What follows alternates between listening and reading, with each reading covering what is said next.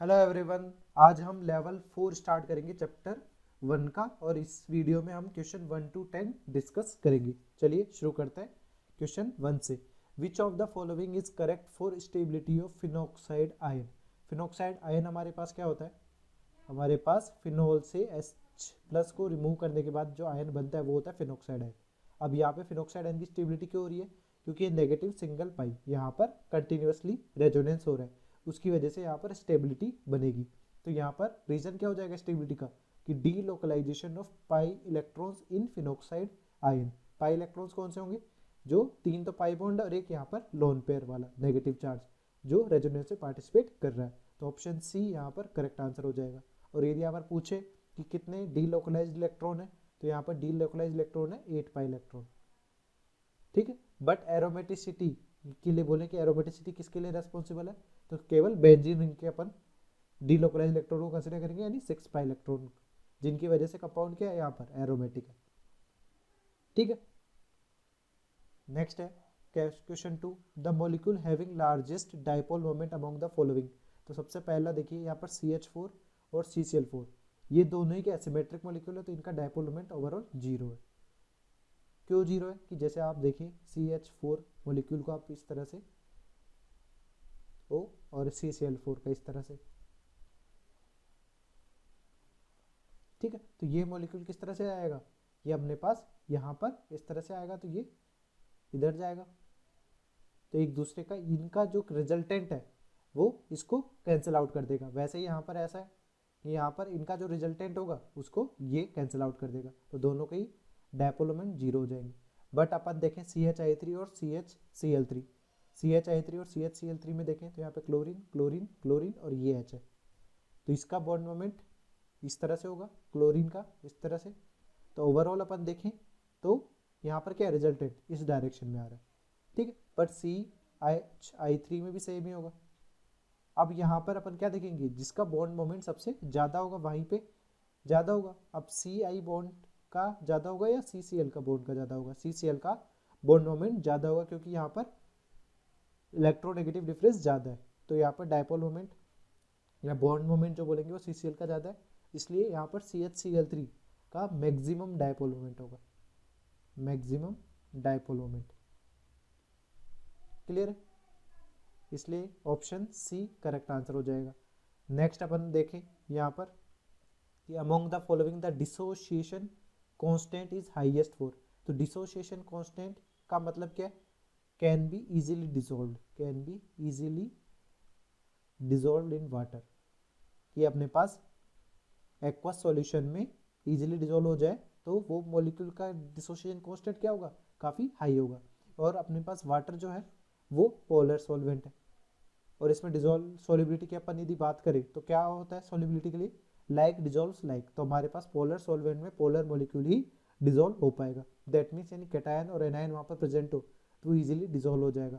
तो यहाँ पर पहला ऑप्शन दिया हुआ फिनॉल, फिर एल्कोहल, फिर एल्काइन, ये तीनों ही ऑर्गेनिक कंपाउंड्स है जो कि लगभग इनसॉल्युबल होते हैं वाटर में। बट ये लास्ट वाला डी ऑप्शन देखें तो ये आयनिक है, कैटायन और एनायन यहाँ पर बन रहे हैं जो इजीली डिजोल्व हो जाएगा वाटर में, इजीली डिजोल्व।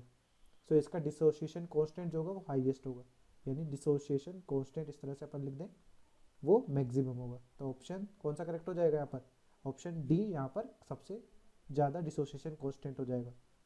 नेक्स्ट है fourth, which of the following is least reactive in nucleophilic substitution reaction, यानी अपने को सिंपल SN2 रिएक्शन का पता करना है। तो यहाँ पर अपने पास पहला ऑप्शन देखिए, फर्स्ट ऑप्शन कैसा है? ये कुछ इस तरह का है, यहाँ पर क्लोरीन का जो लोन पेयर है वो रेजोनेंस से पार्टिसिपेट कर रहा है, दैट मीन्स इस बॉन्ड में क्या आ रहा है? पार्शियल डबल बॉन्ड करेक्टर आ रहा है। तो कोई भी न्यूक्लियोफाइल यदि यहाँ पर अटैक करेगा तो डायरेक्टली इस कार्बन पे अटैक करके इसको सेपरेट आउट इजीली नहीं कर सकता, क्योंकि ये बॉन्ड क्या है? यहाँ पर स्ट्रॉन्ग बॉन्ड है पार्शियल डबल बॉन्ड करेक्टर आने की वजह से, तो यहाँ पर कोई SN2 रिएक्शन नहीं हो रही है। पर बाकी ऑप्शंस में देखें तो अपने पास इस प्राइमरी हैलाइड के केस में देखें तो इस कार्बन पे क्लोरीन लीव कर जाएगा और ये इस तरह से बन गया। यहाँ पर भी स्लाइटली डिफिकल्ट होगी क्योंकि टर्सरी एलाइड है, बट यहाँ पर भी रिएक्शन हो सकती है कि हमारे पास ये क्या है, ये टर्सरी एलाइड कुछ ऐसा है। न्यूक्लियोफाइल का अटैक यहाँ पर भी इजी नहीं होता है, बट यहाँ पर कोई पार्शियल डबल बॉन्ड करेक्टर नहीं है, केवल सिंगल बॉन्ड ही है, तो ये काफ़ी लेस यील्ड ऑफ SN2 होगा, यहाँ पर काफ़ी कम अमाउंट में होती है, पर उसके कंपैरिजन में कि अपने पास A और D में कंपैरिजन करें तो किस में नहीं होगी, A में नहीं होगी, क्योंकि यहाँ पे पार्शियल डबल बॉन्ड करेक्टर है, ये बॉन्ड इजीली ब्रेक नहीं हो सकता, तो SN2 रिएक्शन ऑप्शन A में नहीं होगी। नेक्स्ट अपन देखें the strongest base among the following is, तो हमारे पास देखिए यहाँ पर जो नाइट्रोजन का लोन पेयर है वो sp2 हाइब्रिड ऑर्बिटल में यानी लोकलाइज्ड है, रेजोनेंस से पार्टिसिपेट नहीं कर रहा है। यहाँ पर नाइट्रोजन का लोन पेयर देखें तो रेजोनेंस से पार्टिसिपेट कर रहा है, यहाँ पे नाइट्रोजन लोकलाइज्ड है बट इसका हाइब्रिडाइजेशन क्या है sp3।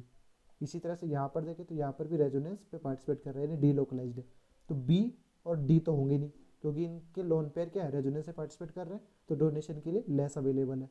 बट ए और सी में आप कंपेरिजन करें तो दोनों ही लोकलाइज्ड है, बट एक sp2 हाइब्रिडाइज्ड है और एक sp3 हाइब्रिडाइज्ड है, तो इलेक्ट्रोनेगेटिविटी अपन देखें तो sp2 नाइट्रोजन की इलेक्ट्रोनेगेटिविटी sp3 नाइट्रोजन से ज़्यादा होगी। दैट मीन्स sp2 नाइट्रोजन अपने लोन पेयर को इजीली डोनेट नहीं कर पाएगा, तो मोस्ट बेसिक अपना ऑप्शन सी हो जाएगा, तो करेक्ट आंसर सी होगा। ठीक है, नेक्स्ट है sixth among the following the dissociation constant is highest for, तो ये क्वेश्चन तो अभी अपन ने कर लिया, कौन सा क्वेश्चन था, क्वेश्चन नंबर 3, सेम क्वेश्चन था। तो यहाँ पर डिसोसिएशन कांस्टेंट पोलर जो होगा मॉलिक्यूल उसका ज़्यादा होगा, जो इजीली डिजोल्व हो जाएगा वाटर में, इजीली डिजोल्व इन वाटर, बाकी ऑर्गेनिक सॉल्वेंट्स ऑर्गेनिक कंपाउंड है वो वाटर में डिजोल्व नहीं होते। ठीक है, नेक्स्ट है among the following the aromatic compound, aromatic compound की कंडीशन क्या है, फर्स्ट कंडीशन साइक्लिक होना चाहिए, सेकंड कंडीशन प्लेनर और कंटिन्यूअस कॉन्जुगेशन होने चाहिए, third 4n+2 pi electron rule को फॉलो करना चाहिए। तो यहाँ पर पहला देखिए इसमें 2 पाई इलेक्ट्रॉन है जो कि 4n+2 पाई इलेक्ट्रॉन रूल को फॉलो करता है, n=0 रखेंगे तो ये 2 पाई इलेक्ट्रॉन हो जाएंगे। यहाँ पर कितने 4 पाई इलेक्ट्रॉन सिस्टम है, यहाँ पे भी कंटिन्यूअस कॉन्जुगेशन हो रहा है तो ये मॉलिक्यूल एंटी एरोमेटिक है। यहाँ पर 4 पाई इलेक्ट्रॉन सिस्टम है, ये भी एंटी एरोमेटिक हो जाएगा।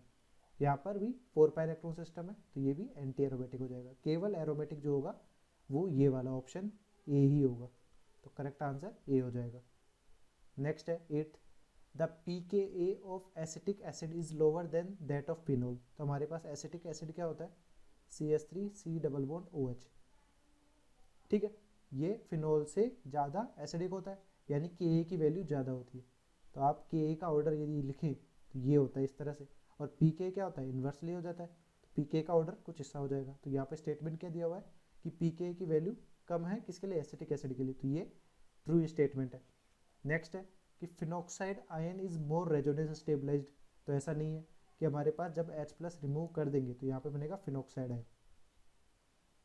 ठीक है, इसमें अपन रेजोनेटिंग स्ट्रक्चर्स बनाएंगे तो 5 रेजोनेटिंग स्ट्रक्चर बनेगी, बट इससे यदि H+ रिमूव करते हैं तो हमारे पास क्या बनता है CH3C+O-, तो इसमें यदि आप रेजोनेंस कराते हैं तो हमारे पास 2 इक्वल RS बनती हैं, और इक्वल रेजोनेटिंग स्ट्रक्चर को अपन एडिशनली स्टेबल मानते हैं नंबर ऑफ RS से, इसलिए यहाँ पर जो एसिटेट आयन है वो मोर स्टेबल है किससे, फिनॉक्साइड आयन से, इसी वजह से एसिटिक एसिड मोर एसिडिक है देन फिनोल, तो सेकंड स्टेटमेंट अपना फॉल्स है। तो कौन से ऑप्शन मैच कर जाएगा यहाँ पर कि assertion is true but reason is false, option C correct होगा।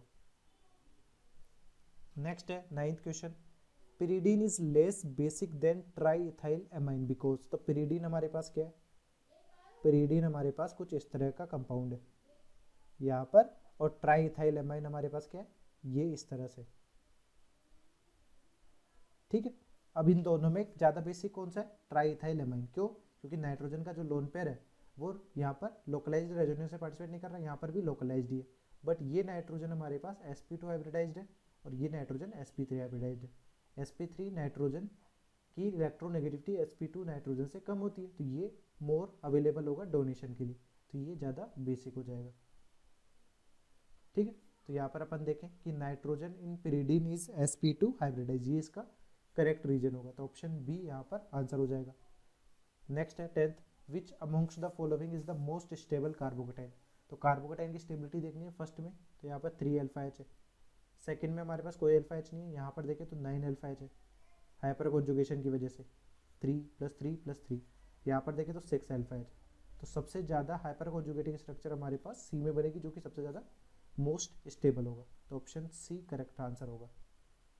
ठीक है, Thanks for watching. Hopefully this video solution series helped you out to clear your doubts.